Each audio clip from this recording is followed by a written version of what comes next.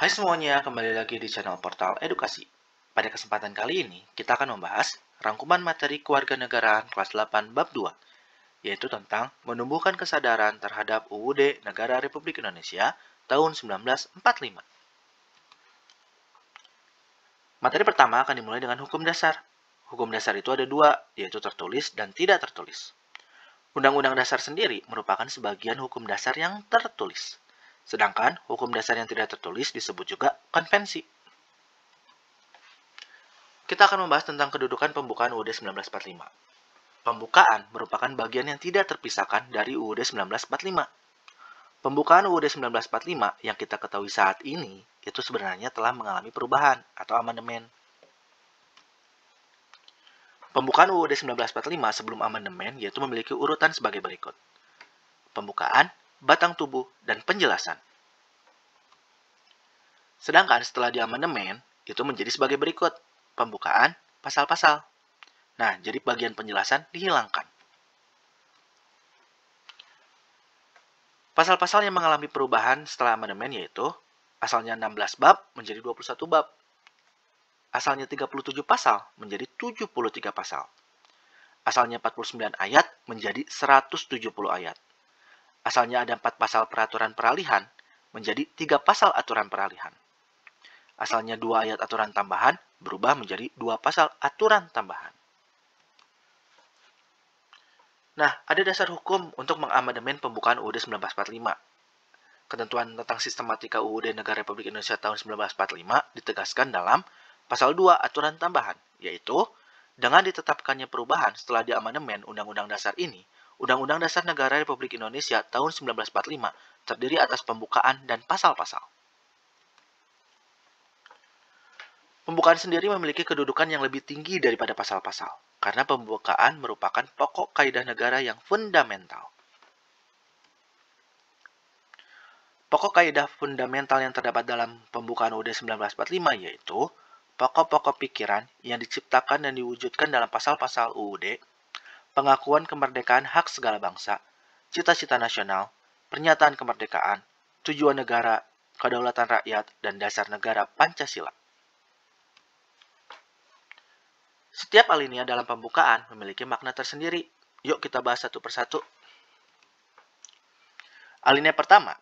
Pada alinea pertama menunjukkan keteguhan dan tekad bangsa Indonesia untuk menegakkan kemerdekaan dan menentang penjajah. Pernyataan ini tidak hanya tekad bangsa untuk merdeka, tetapi juga berdiri di barisan paling depan untuk menghapus penjajahan di muka bumi. Pada alinea kedua menunjukkan ketetapan dan ketajaman penilaian bangsa Indonesia. Beberapa hal yang tercantum dalam alinea kedua adalah perjuangan bangsa Indonesia telah mencapai tingkat yang menentukan. Momentum yang telah dicapai harus dimanfaatkan untuk menyatakan kemerdekaan. Kemerdekaan sendiri harus diisi dengan mewujudkan negara Indonesia yang merdeka, bersatu, berdaulat, adil, dan makmur. Kemudian pada alinea ketiga, memuat bahwa kemerdekaan didorong oleh motivasi spiritual, yaitu kemerdekaan yang dicapai oleh bangsa Indonesia merupakan berkat rahmat Allah yang Maha Kuasa. Tanpa ada bantuan Allah, maka Indonesia tidak akan pernah merdeka. Nah, yang terakhir yaitu pada alinea keempat. Alinea keempat sendiri memuat prinsip-prinsip negara Indonesia, yaitu tujuan negara akan diwujudkan oleh pemerintah negara, ketentuan diadakannya UUD, bentuk negara, yaitu bentuk republik yang berkedaulatan rakyat, dan yang terakhir adalah dasar negara, yaitu Pancasila. Selanjutnya kita akan membahas tentang kedudukan UUD 1945. UUD 1945 di negara kita, Indonesia, memiliki posisi sebagai hukum dasar tertulis yang digunakan untuk mengatur jalannya pemerintahan negara dan dijadikan dasar untuk penyusunan peraturan perundang-undangan. UUD 1945 itu menjadi hukum dasar yang menempati kedudukan tertinggi. Selain hukum dasar UUD 1945, kita juga mengenal hukum konvensi. Konvensi sendiri dapat berlaku selama tidak bertentangan dengan UUD 1945. Nah, UUD itu adalah konstitusi, dan konstitusi itu adalah UUD. Jadi jangan bingung ya, kalau ada konstitusi dan UUD, itu sama saja. Sifat dari konstitusi itu ada 3, yaitu konstitusi tertulis, konstitusi tidak tertulis, dan fleksibel, rigid. Kita mulai dengan konstitusi tertulis. Suatu konstitusi disebut tertulis apabila konstitusi itu tertulis dalam suatu naskah yang telah diratifikasi oleh lembaga legislatif. Jadi ada bentuknya, ada naskahnya. Sedangkan untuk konstitusi tidak tertulis, yaitu konstitusi yang tidak tertulis dalam suatu naskah, biasanya dalam bentuk norma. Dan yang terakhir adalah fleksibel rigid. Apa sih itu fleksibel? Apa itu rigid? Fleksibel itu artinya luas, sedangkan rigid itu artinya kaku. Nah, kita bisa menentukan konstitusi itu mana yang fleksibel, mana yang rigid, itu dengan dua cara, yaitu dilihat dari cara mengubahnya, atau mudah tidaknya mengikuti perkembangan zaman. Dilihat dari cara mengubah UUD-nya, jika cara mengubah UUD tersebut tidak sulit atau memerlukan cara yang istimewa, disebut fleksibel.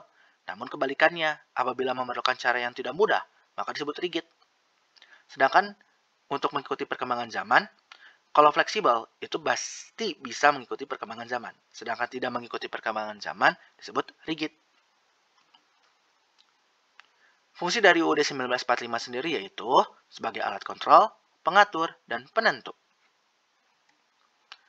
Ya, mungkin cukup sekian untuk rangkuman kali ini. Terima kasih telah menyimak video pembelajaran ini hingga selesai.